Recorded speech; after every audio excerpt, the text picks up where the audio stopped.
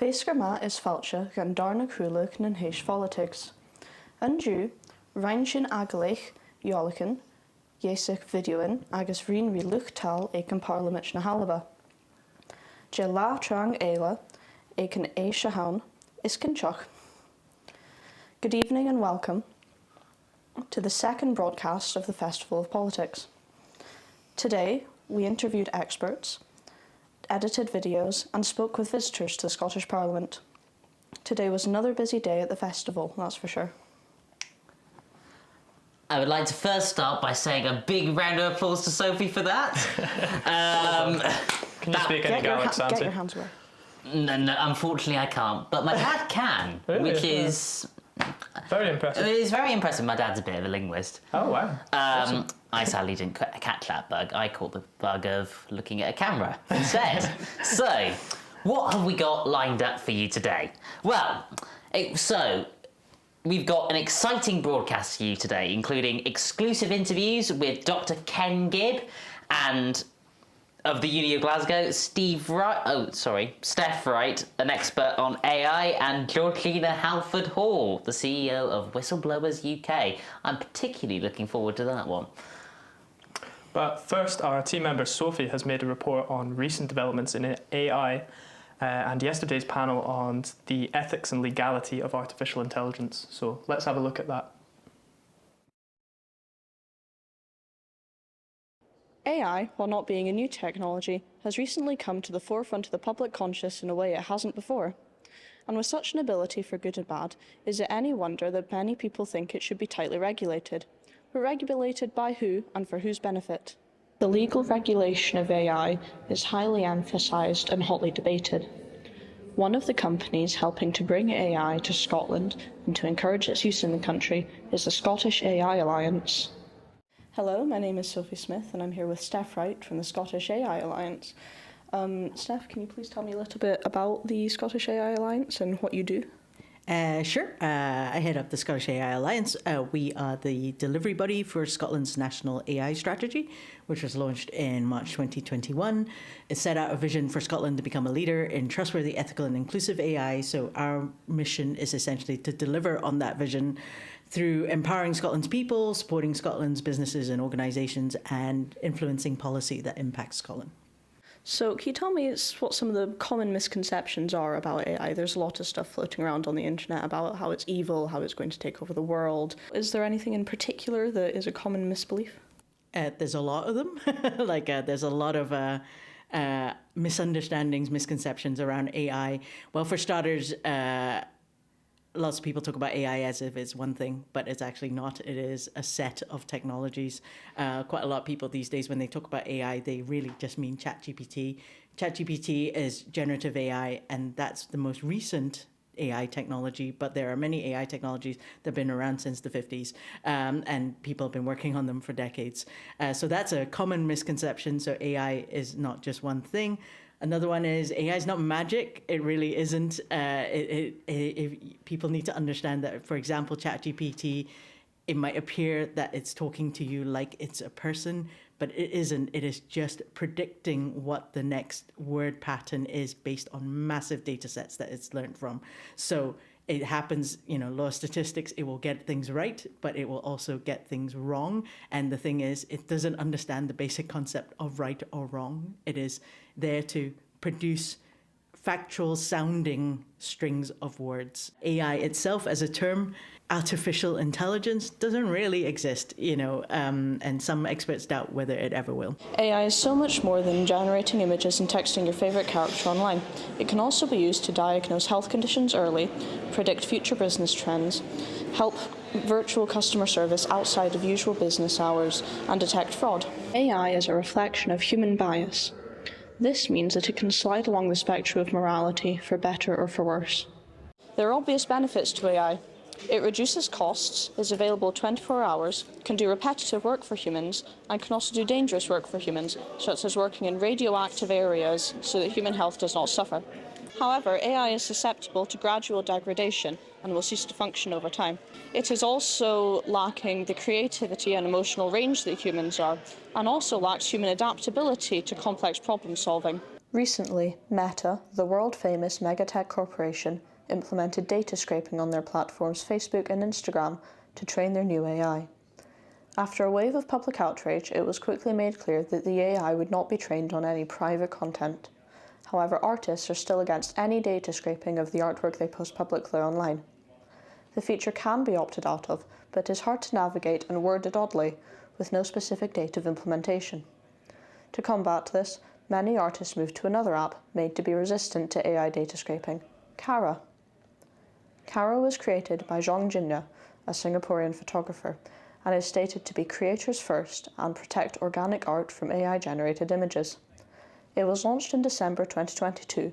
The membership skyrocketed after the Meta announcement in June 2024, from 40,000 to 650,000 members in a single week. However, there are other ways for artists to protect their work, including glazing and data poisoning, so the output from the AI would be scrambled and unrecognisable. Cancer is responsible for 1 in 6 deaths. The Institute of Cancer Research in London has created a new AI that can identify abnormal growths and see whether they are cancerous in CT scans. The hope is that one day the AI will be advanced enough to predict high-risk patients so that closer eyes can be kept on them. AI can also be used maliciously. In 2023, audio of Keir Starmer was released where he was abusing his staffers. This was proven to be a deepfake AI. Recently, Donald Trump's campaign has also made use of AI, spreading a Kamala Harris communist rally picture, as well as a Taylor Swift endorsement poster where she is dressed as the iconic Uncle Sam. AI is an ever-changing aspect of our culture, but what remains clear is that it isn't going away anytime soon, and we're going to need to learn to live with it. That was Sophie's report on AI and its implications for Scotland. Now we have a little interview with the creator of said video. Sophie, how was it speaking with Steph Wright? It was really nice to speak to an expert, actually, because I don't know that much about AI. It's sort of a formless blob in my mind that is going to one day creep over the world with its tentacle little wires and ensnare it and then crush it and it'll explode into space. So it was nice to learn that it can do other things. Well, I admire your optimism. How do you, as a young person, feel about AI? If you could expand upon that a little bit. I don't particularly care about AI. When it first started cropping up in news headlines, I didn't really pay attention to it. But in art class, we've recently been encouraged to use it to create prototype images that we can then draw from. And I've seen that be really successful. But I personally don't like it because I think that's what we have our imaginations for. I see. Well, now is a chance to use it, because we have planned a game for my two co-hosts here and the viewers at home. So if you are willing to play this game, let us begin. This video is of a meeting with Huawei Lianghua with stockholders in 2019. Is this video real or is it artificially generated? I'm going to say... No, that's instantly artificially generated. The lighting's wrong on that, look at it. The lighting does look funny to me, but maybe it's because it's like really harsh white lighting against a sort of warmer background. And there are more stars on the Chinese flag than I recall. And the flags look weird. The flags are very triangular. Yeah. Astute observations. Can we have a consensus? What is the final verdict on this image? It's AI. AI?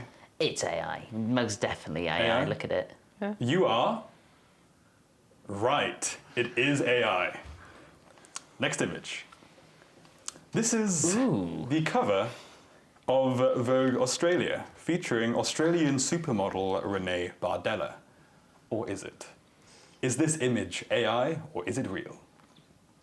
I didn't know there was a Vogue Australia, but it's very realistic, I have to admit, from especially from this distance, but I don't know, you can also achieve that effect with a professional camera. There is something odd about the lighting, though. I think that's real. You reckon? You think it's real? Yeah, I think it's real. Right, I'm going to have to make a quick decision. Yeah, I'm going to go with real. Real. Well, this image is not real. Oh no. This is Is it generated, not? it is fake but I think your answer speaks to the state of the magazine industry. Next image. Oh, that's real. This is a Ferrari bursting into flames in a race in Torino, Italy, 2005. Okay, that's definitely real. I didn't Is know they it? had races in Torino, so I mean that puts me at a loss. Oh, no. Ferraris, there have been photos of burning Ferraris for years. I remember when the Ferrari 458 came out, that they were constantly setting on fire because there was the wheel arch is made out of fiberglass and was so close to the engine they just burst into Did flames. you understand a word of that? Yes, let it be known that Santi's views on Ferraris do not reflect the views of the Scottish Youth Film Foundation. No, What is the consensus? Real? that's real. I think it's real because the firemen look quite disorganised and also like they're trying not to get pushed away by the water. AI is also not very good at rendering cars very well. It picks up details from whatever it finds on the internet. So true. that looks like Very a Ferrari 430 to me. It probably is, and you are correct. Let us move on to the next image. This one is real. This is a meeting of former and current US Presidents Bill Clinton and Joe Biden at the White House last year. Or so it's said. What do we think? Real? AI? This is a hard one. Could we call it AI because they look too happy to both be presidents? The painting in the background's also there's something a bit fuzzy looking about it. Maybe it's impressionism. I mean, yeah, that is true as well. Pointillism. Maybe it's all those wee dots. Astute observations. That looks real. So 1 vote for real. Santi, what do you think? I'm going to have to say real. Real. The answer is... it's real. All right, next image. This is footage from the CCTV camera in Florida of a man, Fred Dawson, being attacked by an escaped pet tiger outside a shop in Miami earlier this week. Are we allowed to peer at the lettering? You are absolutely not allowed to peer at the lettering. Oh. I'm sorry, his legs are tiny. That is not real. What was his name again? His name, Fred Dawson. Sorry, Fred Norson, your legs are fine. I think it's real. I mean, the stripes look normal. I've never seen a tiger, but they look normal to me. I don't know. There's something. The stripes would be hard to render as an AI. Yeah. I don't know. If it is AI, it has captured the lettering quite well. I can make out a CA and a T. What do you think? Real? I think Fake? it's real. Real? Yeah. How about you, Santi? I'm gonna go fake. Ooh, a split house. Does this put me ahead if I'm right? Yes. The shadowing's What do I quite win? good. Unfortunately, it is fake, so Santine has now pulled ahead in the competition. Though. Woohoo! Right. But I think your answer speaks to the state of Florida more than anything else. That does not reflect the values of the Scottish Youth Film Foundation. This is allegedly a French symbolist painting. Now, is this real or is it fake? Ooh, that's very hard. Can you do your little spiel about it, not being the opinions of SYFF for a moment? My thoughts on the French will remain secret. I think it's real because only the French could make something that shapeless and awful. And we're off the air in Paris. Right, no. I reckon this is gonna catch me out, so I'm gonna go with fake. Fake, what do you think? So, I think it's real. That looks fairly real. well, we have a tie game because it is real. Oh, come on. And it looks like that is the end of this segment. We have gotten a tie. Let us know how you did it at home. Maybe you did better than our friends here. But anyway, moving on to our next segment. Yesterday, I got to speak with Dr. Ken Gibb, Professor of Housing Economics at Glasgow University. He was running a panel at the Festival of Politics on the state of housing in this country. So here is some exclusive footage from our interview. There is a big discussion going on in Edinburgh at the moment regarding the role of common good land and its place in potentially addressing the housing market. I'm curious to know what you think about the role of common good land and if it slots into this discussion in a nuanced way. Well, yes, I think, like many things, common good land, along with a whole range of other interventions in the land market are important long-term policies and interventions that could make a difference in specific places. It seems to me it's part of the answer. So along with compulsory purchase orders, along with land market interventions, we have a big problem in Scotland and in the UK because there are lots of public sector landowners selling land that they no longer need, but they have to get best value price for it.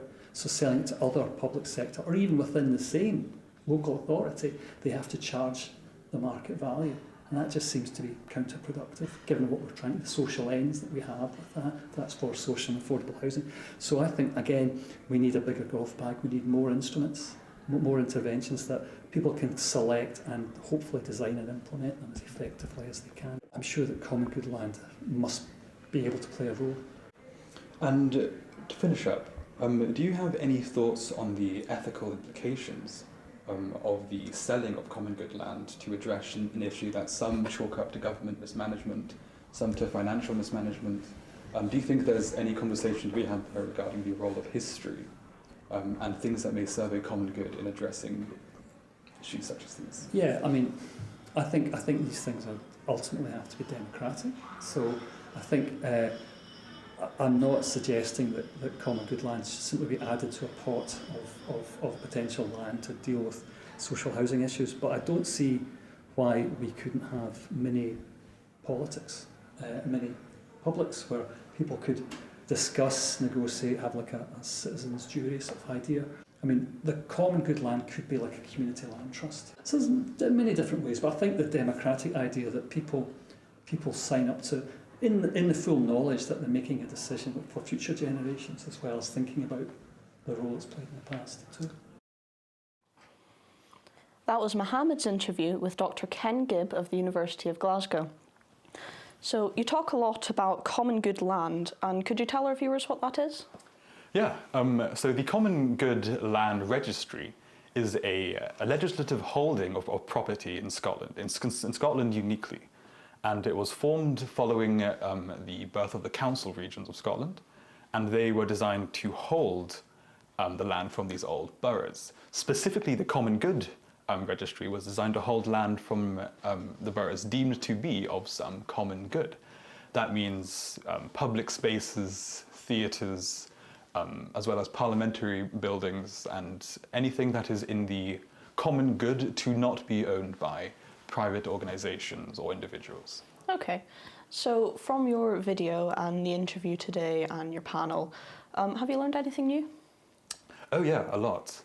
Professor Gibb was extremely knowledgeable in the matter, and he has an economics background, so he was talking a lot about the economic side effects that even minor changes to housing policy or housing tax or tax law in general, or these kinds of restructuring of the way things currently are, can have on the livelihoods of people, as well as the state of the registry itself. So with Professor Gibb, it was largely just the sheer extent of this stuff and how embedded within the system of housing and politics and the economy it is, as is everything, it seems. So as I understand it, you made a video on housing in Scotland as prep for the Festival of Politics. That is correct. And we will go and watch that now.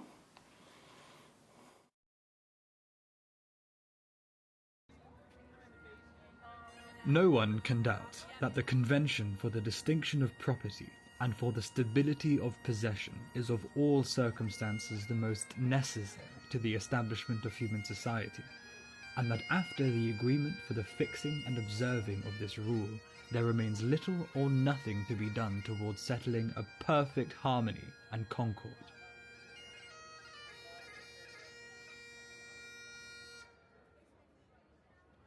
It doesn't feel like harmony and concord characterise the property market in Edinburgh today, the birthplace of these ideals.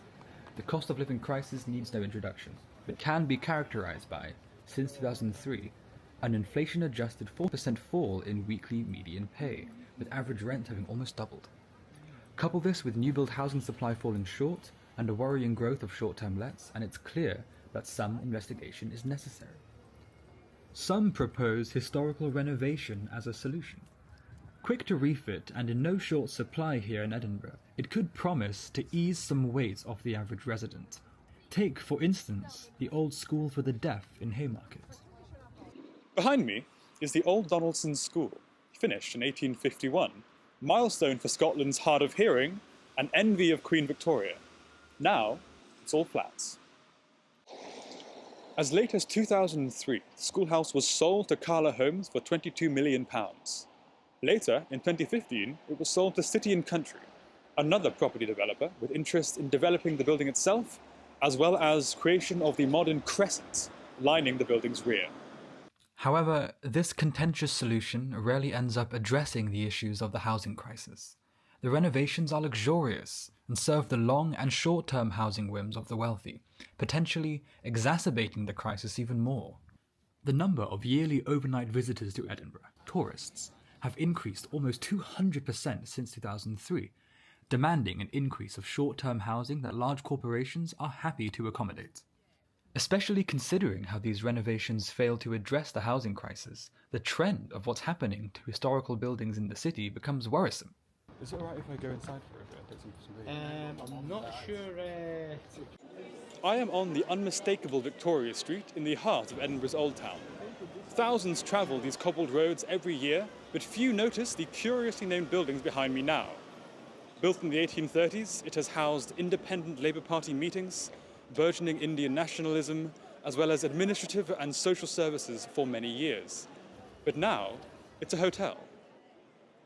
All this is to say that there is a trend in Edinburgh of buildings and areas that serve some public good being sold off to the highest bidder. The kitchen gets even hotter when considering how much of the issue could come from government mismanagement, specifically in the realm of land reform. There exist uniquely Scottish institutions that embed the humanist relationship between land and people in a registry known as the Common Good. It contains property gained from Scotland's old boroughs deemed to serve the public in some way, and therefore are protected. These are getting privatised. I am in the famed St Andrew's Square. It blossomed into the city's finance capital in the late 19th century and has since been sold out the Common Good Fund to private entities. It reopened out of their own fruition in 2008. The issue is two-pronged. On one hand, the financial reality of the cost of living crisis rains down on us all, and on the other, the ideal of property as an important human right that underlines social stability, our common good, is quite literally being sold. Is it possible that these are two branches of the same tree? But why?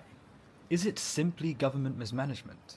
Footing the bill for overblown and unpopular council projects? Keeping up with a lagging national economy? Maybe a combination? And let's avoid being forced down a track of despair. In the meantime, we must hold those accountable. What can be done about it? I propose bring land reform to public prominence, empower historical protection groups, mandate better affordability quotas in registered housing, new and renovated. Thank you, and good night.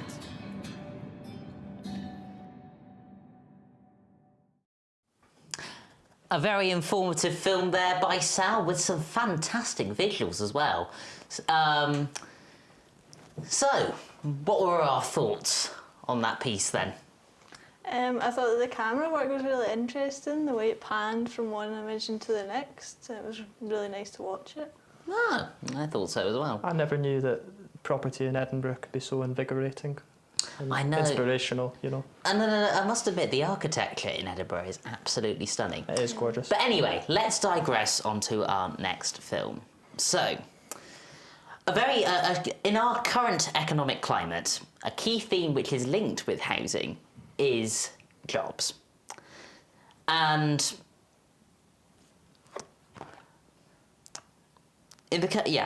And Amber and Rab went to investigate how experts are trying to navigate the confrontational industrial politics of the 1980s. So fire up the Quattro, stick some Annie Lennox on, and let's take a winding road back into the big dawn of the digital age.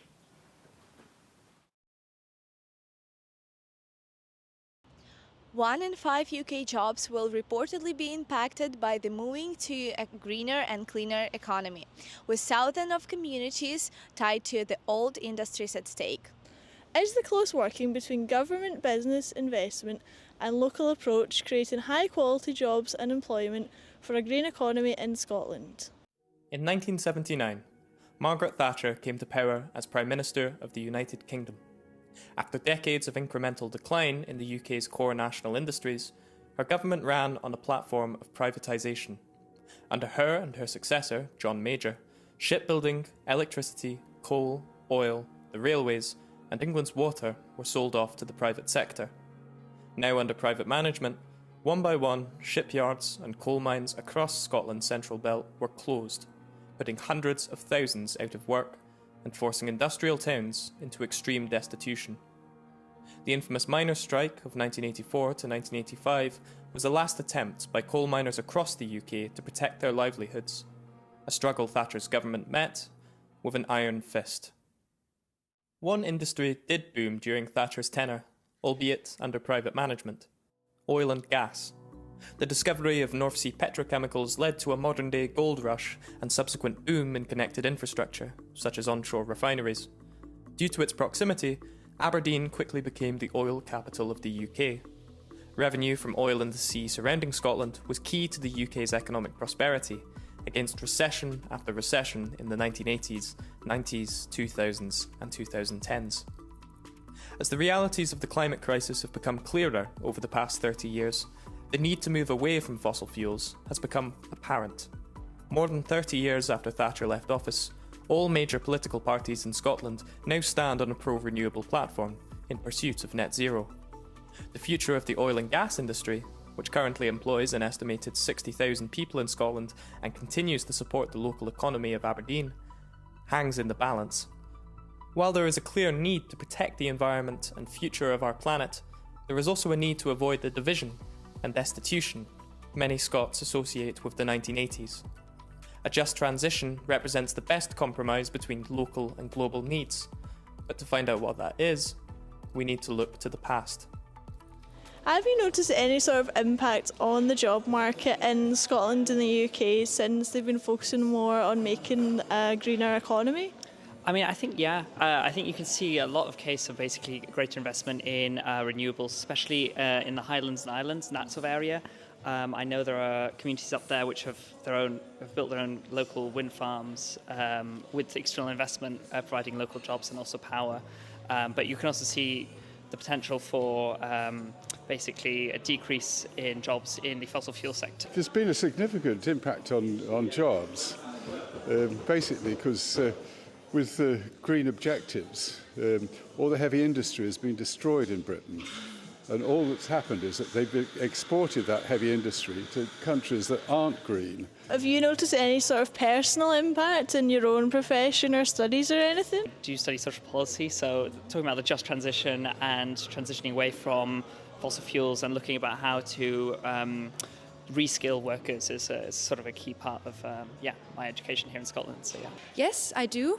I think that especially renewable energy is becoming a thing. More specialists are needed, especially for implementing those renewable energies, also in the housing market for energy efficient renovation of historic building or residential building environment.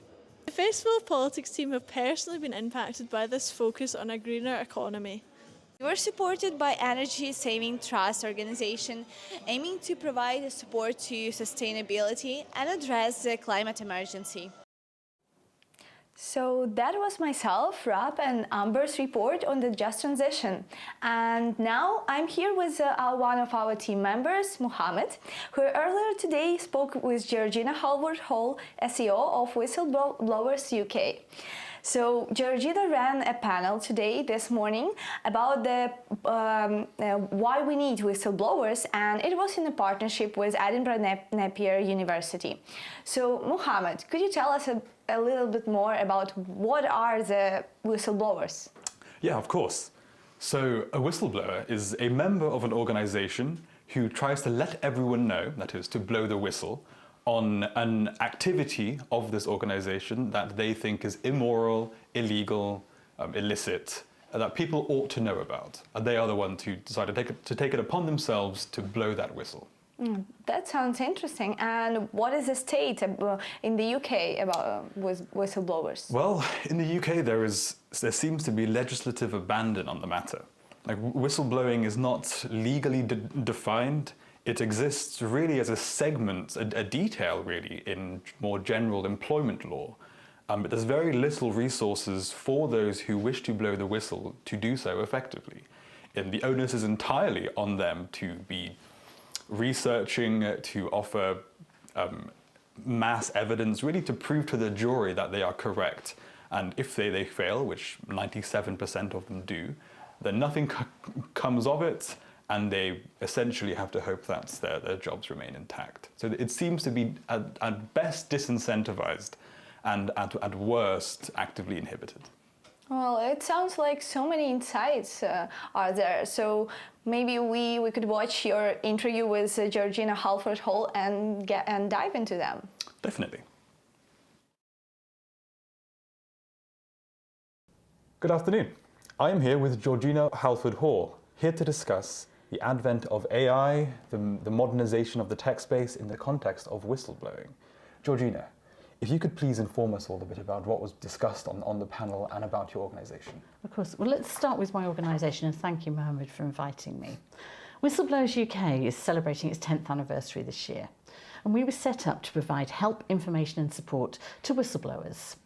We have, as part of our organisation, which has grown significantly over the 10 years, a number of focus groups, including a tech and AI focus group. I don't purport to be an expert in those subjects, but certainly understand how tech and AI impact not only the world that we live in, but how it's going to advance the cause for whistleblowing. Could you expand a bit upon this, upon the ways in which tech and AI may influence the whistleblowing space? We're very interested to use technology to reach out to all audiences, because that's how people communicate most of the time. But really it's how we refine our message and make it accessible to everybody. Current whistleblowing legislation it's obsolete, and this is restricting and narrowing a piece of legislation that should protect every single person, ensure that those who speak up about things that they are concerned about or see wrongdoing are protected against retaliation. And the tech and AI space, I think, offers us a new and improved way of ensuring anonymisation, not be the one having the light shined on them. But it isn't the job of the whistleblower to do the investigation and be judge and jury on it. That's, I think, the key for getting this right. Amongst young people today especially, social media is an especially important tool to the spread of information. I'm curious to know what you think about the advent of mass AI usage upon these spaces. Well, as you say, with every good thing, there's somebody who's going to exploit it. I do think that we have got to this tipping point where we need regulation. The use of technology to improve or rather to increase the activity and the profits for people who are criminal has to be balanced, and we have to use the resources and turn it on its head that is being put into AI to counteract that. I think there's a big role for policing and for crime prevention in this, but also citizen whistleblowers, of which young people play a huge part. I think if we don't embrace this as another tool to clamp down on crime, to make our communities and our country safe, then why do we have it? It's about identifying patterns, and I think that's where technology is going to be the friend of whistleblowing. Well, Georgina, I think we have to begin finishing off. If there's anything you'd like to tell young people who are interested in learning more about this topic, now's your time to do that. Thank you. Well, everybody is welcome at Whistleblowers UK. Contact us through wbuk.org. You'll be welcome with open arms. Every voice is really important to us. Contact your MPs, your MSPs, tell them that you want an Office of the Whistleblower because it is going to protect you, your future, and the future of your friends, families, and families for generations to come. Well, thank you very much. Thank you, Mohammed. This has been Georgina Halford Hall of Whistleblowers UK. Thank you for watching. Well, that's all we've got for today's show. It's been a great day running around the Parliament. I can honestly say I've had a great time running around the building. And Rab, what's coming up next? Right, so On tomorrow's show, we'll have Juliana's report on today's panel on the US presidential election. And also tomorrow, our team member Amber will be covering the panel on young women's involvement in the Scottish Parliament. And on Friday, we'll be diving deeper into AI with Santi's coverage of deepfakes. And from all of us here in the Scottish Youth Film Foundation at the Festival of Politics, we thank you for watching, and thank you to Savings Trust Foundation for sponsoring our TV shows, and see you tomorrow. Bye. Have a good night.